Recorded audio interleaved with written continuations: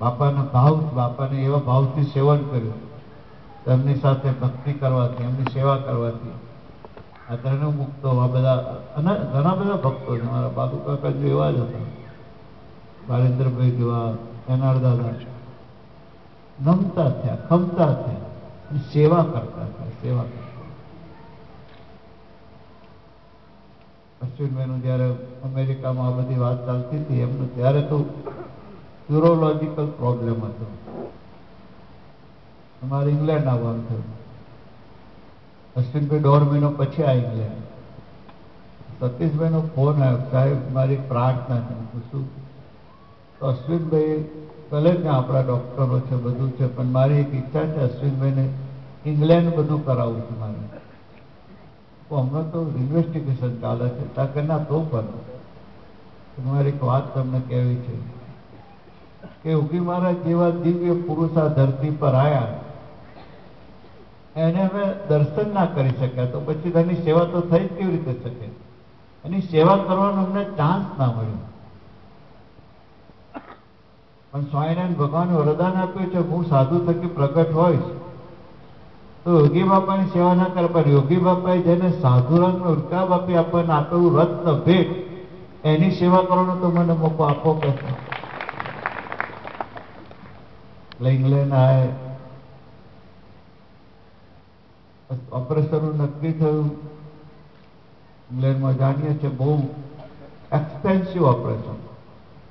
ખાલી ડૉક્ટરને મળવા જાય તો 1000 રૂપિયા કન્સલ્ટેશન લાગે, નહીં સુરેન્દ્રભાઈ, બારેન્દ્રભાઈ? ત્યાં તો મિનિટના પૈસા લે, પણ મિનિટના 10 મિનિટના આટલા પૈસા ડૉક્ટરો.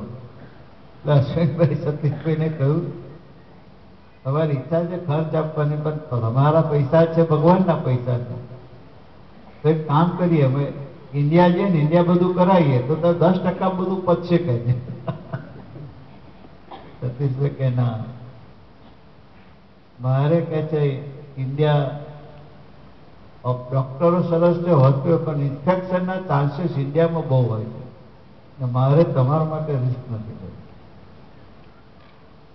એક પૈસો મારે જ આપવો, પણ ઓપરેશન નહીં કરો. એક્સપેન્સિવ હોસ્પિટલ, મોટા મોટા ડોક્ટરો તમે જો, અને તરત ત્યાં તો એપોઇન્ટમેન્ટ લે તો 4-5 અઠવાડિયા, તરત તારે જે ફીલ હોય પણ તારે કાલે જ જોઈએ, એનું રિઝલ્ટ કાલે જોઈએ. આટલી બધી ઉત્સાહ અને ધગસથી કશું જોયા વગર એક સાધુની સેવા મને મોકો મળ્યો, તક મળી, મારે કરી રહ્યું છે ભગવાનને રાજી કરવા.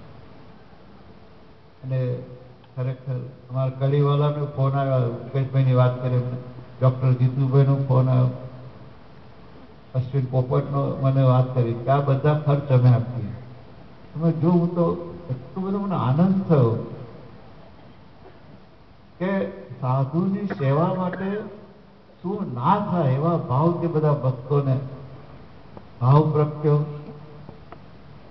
ઓલરાઈટ, બધા કઈ ભલે અશ્વિનભાઈની સેવા સતીશભાઈ કરે, પણ અમારી પણ એ નિમિત્તે ચોરીમાં કંઈક મૂકવું છે. તો વિચાર કરો, કરોડ રૂપિયા એમને ભેગા કરી, ત્યારે મારું મસ્તક નમી ગયું કે આ ભક્તો દેહે કરીને તો સેવા કરે છે, પણ ધન પણ છૂટે હાથે ભગવાનના ભક્તોની સેવામાં વાપરે છે, સમય પણ એટલો આપે છે. અને બીજું ભીડા ભક્તિ પણ, ભીડા એટલે ભેગા રહીને નિર્દોષ ભાવે ભક્તિ કરવી, ભીડા ભક્તિ. યોગી મહારાજે ભીડાનો અર્થ કર્યો, પોતાનું ગમતું ના થાય અને ગમાડવું પડે એ ભીડો, પોતાની ઈચ્છા પૂરી ના થાય છતાં સંતોષ માણવો પડે ભીડો. આવી ભીડા ભક્તિ બધા ભક્તો ભક્તિનો આનંદ માણે ત્યારે થાય કે ખરેખર યોગી બાપાનો એક સંકલ્પ હતો, મહારાજનો સંકલ્પ હતો કે ઘરો ઘર આપણને સૌને અક્ષરધામ રૂપ રહેતા કરવાનું, અને આવા સાધુ સંતોના સાનિધ્યમાં જ થઈ શકે, નહીં તો થઈ શકે એવું નથી.